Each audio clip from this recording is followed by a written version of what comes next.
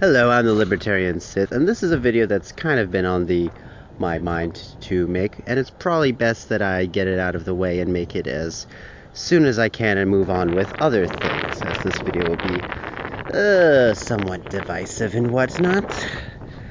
And this will be a video on minarchism and a question for minarchists. Before we begin, I want to make one thing clear, is that I do not mean to degrade or demean minarchism, just offer up some constructive criticism towards minarchists. As I, like many other ANCAPs as well, was a minarchist before becoming an ANCAP. But I don't see minarchism as necessarily a completely consistent position, as for the reason that I will be getting to in a moment. It doesn't really help that much, is that minimum government is kind of a vague term that means a lot of things to a lot of different people, depending on who you ask.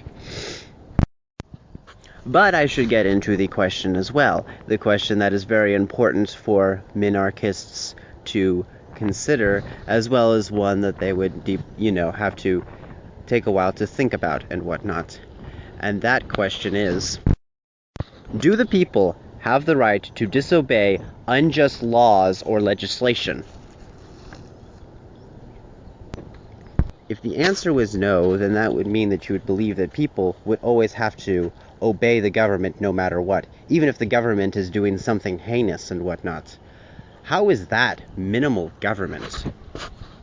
But if you answered yes, then that means that you would believe that government authority is not legitimate, and that people are not inclined to obey it, as that there would be a higher authority above that of government.